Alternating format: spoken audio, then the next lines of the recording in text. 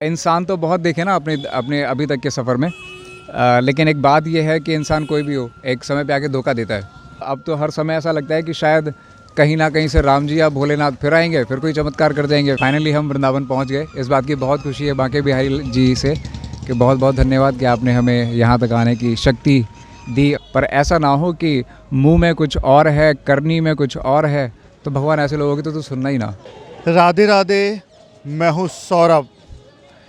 भारत में आस्था के अनेक रूप देखने को मिलते हैं। इस वक्त मैं हूँ वृंदावन में और मेरे साथ हैं एक भक्त। आइए इनसे बात करते हैं। राधे राधे। राधे राधे राधे राधे। क्या नाम है आपका? मेरा नाम संजय विजय वर्गीय। संजय जी कहाँ के रहने वाले हैं और ब्रज में कहाँ जा रहे हैं ब्रज से होते हुए आप? मैं फ़िलहाल ज्वेलरी का काम करता हूँ, जयपुर से हूँ। और अभी सावन का महीना शुरू हुआ है तो भोलेनाथ के तो वैसे ही सभी दीवाने हैं, तो बस उनकी दीवानगी है कि थोड़ी सी एक छोटी सी यात्रा पे निकले हैं काशी विश्वनाथ के लिए जयपुर से, और वाया वृंदावन होते हुए तो अभी हम फ़िलहाल पे वृंदावन में आए हैं बांके बिहारी जी के दर्शन करने के लिए, और यहाँ से दर्शन करके आगे अपने डेस्टिनेशन पे निकलेंगे काशी विश्वनाथ बनारस के लिए। तो पैदल ही आपने यात्रा शुरू की है जयपुर से? जी हम बिल्कुल, हम पैदल ही चल रहे हैं। हम 30 जून पहले नवरात्रि से चल रहे हैं जयपुर से, और आज करीब 17-18 दिन हो चुके हैं, और आज हम फिलहाल पे फाइनली हम वृंदावन पहुंच गए। इस बात की बहुत खुशी है बांके बिहारी जी से कि बहुत बहुत धन्यवाद कि आपने हमें यहाँ तक आने की शक्ति दी, और हमारा जो विश्वास आपके ऊपर था आपने उसको पूरा किया। कहाँ के लिए निकल पड़े हैं आप? हम वैसे मोस्टली निकले हैं काशी विश्वनाथ और झारखंड देवघर के लिए, और बस एक इतनी सी यात्रा थी तो बीच बीच में जो मुख्य स्थान जहाँ जहाँ पे है तो कोशिश यही है कि हम उन सभी जगहों पे दर्शन करते हुए निकले। तो बस एक इसी छोटी सी आस्था, और सबसे बड़ी बात है कि आस्था, तो एक आस्था है, विश्वास है उस ऊपर वाले पे, इसीलिए निकले हैं। तो ये आस्था कैसे जग गई? लोग बाग तो गाड़ियों से जाते हैं लेकिन आप पैदल चलना बहुत टफ होता है, इतनी दूर, कई 100 किलोमीटर का सफ़र है, तो ये इतनी शक्ति आप में कहाँ से आ रही है? बस वही तो देख रहे हैं कि राम नाम की पावर हो या भोलेनाथ की पावर हो, वो आपको कितनी एनर्जी देती है। और अगर मैं अपनी बात करूं तो मैं 18 दिन से कंटिन्यू चल ही रहा हूं, और चलते चलते चलते चलते ये सारा ऊर्जा का ही खेल है कि उनके एक विश्वास का है कि उन पे विश्वास करके निकले थे, बोल के निकले थे कि प्रभु आपका नाम लेके निकल रहे हैं तो हमें अपनी मंजिल तक तो पहुँचाइएगा। और आज देख लो वृंदावन में तो आपके सामने खड़े हैं, कुछ दिन में काशी विश्वनाथ में होंगे, और उसके कुछ दिन के बाद में हम देवघर झारखंड में होंगे। कितनी पढ़ाई की है आपने? मैंने BSc की भी है। बिल्कुल। BSc इतने पढ़े लिखे होने के बाद आप पैदल यात्रा कर रहे हैं, भगवान में आस्था जागी है, तो आपके साथ में ये कौन है और इन्हें लेकर क्यों चले हैं आप? ये मेरा सबसे अच्छा दोस्त है, और दोस्त सबसे अच्छा इसलिए कह सकता हूँ कि इंसान तो बहुत देखे ना अपने अपने अभी तक के सफ़र में। लेकिन एक बात यह है कि इंसान कोई भी हो, एक समय पे आके धोखा देता है, पर ये एक ऐसा जीव है जो आपको लाइफ के अंदर कभी धोखा नहीं देगा। और मैं अपने जो सफ़र को पूरा करने के लिए निकला हूँ, इंसानों से ज़्यादा भरोसा इसके ऊपर करता हूँ, इसीलिए इसको साथ लेके निकला हूँ। और साथ लेने की दूसरी वजह ये है कि ये बच्चा खुद मुझसे इतना प्यार करता है कि ये खुद रह नहीं सकता मेरे बिना ना। तो मैंने कहा चलो हम दोनों साथ चलते हैं, हम तुम्हारे लिए गाड़ी बना लेते हैं, तुम गाड़ी में बैठे बैठे चलना, हम तुम्हें लेके चलते रहेंगे साथ साथ।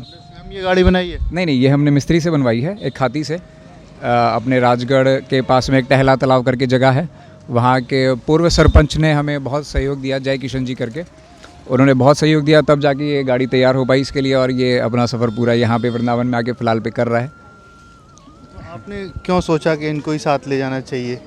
मैंने बताया ना कि इंसान भरोसे के लायक नहीं होते, पर ये जीव एक ऐसा है कि आपने इसे प्यार से 1-2 रोटी आपने क्या खिला दी ना, फिर ये आपका पीछा ही नहीं छोड़ेगा। तो आपके रास्ते में सुरक्षा भी करते आ रहे हैं? हाँ बिल्कुल, मैं रात को सोता हूँ और ये पूरी रात जागता है, और फिर मैं दिन में थोड़ा थोड़ा चलता हूँ, ऐसे 2-2 घंटे 1-1 घंटे की नींद सुलाता हूँ, और फिर इसे बिठा के चल देता हूँ, और कई बार ये इस गाड़ी में चलते चलते सो जाता है। तो ये तो भैरव बाबा की एक सवारी के रूप में देखा जाता है, लेकिन आपकी भी रक्षा कर रहा है, तो क्या किस रूप में आप इसे देखते हैं, दोस्त के रूप में या फिर कुछ?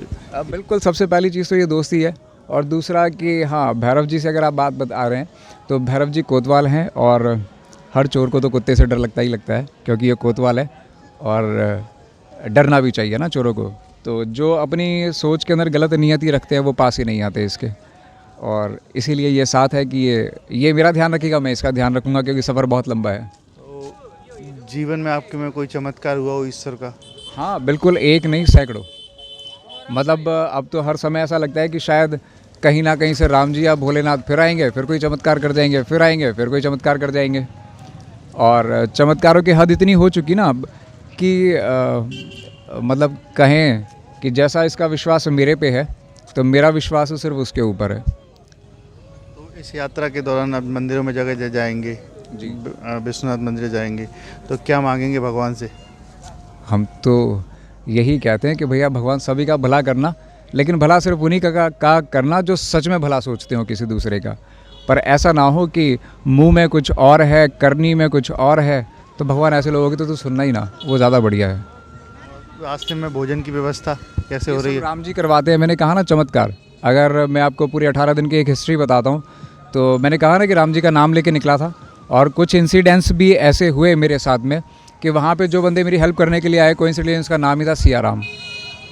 तो ये एक चमत्कार ही है। भोजन वगैरह की सब व्यवस्था हो रही है? हाँ, बहुत बढ़िया। और जितना अच्छा शायद मैं मेरे घर में नहीं खाता, उतना अच्छा तो राम जी 2 कदम आगे चल के मेरी पूरी यात्रा में व्यवस्था करते आए मेरे लिए। आपके फैमिली वालों ने मना नहीं किया इतनी दूर क्यों जा रहे हो पैदल और ये भगवा पहन? ये मैंने आपसे कहा ना कि ये आस्था का विषय है और मेरे फैमिली वाले मेरी आस्था का सम्मान करते हैं और मैं अपने फैमिली वालों की आस्था का सम्मान करता हूँ।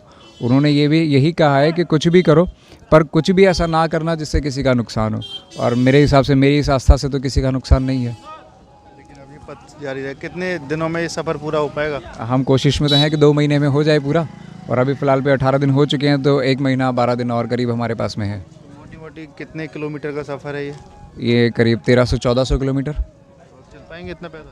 हाँ बिल्कुल। बोली वाकई बिहारी लाल लाल की जय हो। देखिए अब तक हमारे साथ रहे ये भक्त जो जयपुर से चले हैं, इनका कहना है कि लगभग 1500 किलोमीटर का सफ़र तय करेंगे और अपने सारथी के साथ ये चल पड़े हैं। इनकी आस्था का अगर देखेंगे तो आस्था के से ही ये पूरे तरीके से चले हैं और ये सफ़र ख़त्म होगा बाबा विश्वनाथ मंदिर में दर्शन कर और इसी तरीके का आस्था का रूप भारत में ही देखने को मिलता है। ये आज ब्रज में पहुँचे, बांके बिहारी मंदिर के दर्शन करेंगे, उसके बाद सीधे निकल पड़ेंगे। राधे राधे।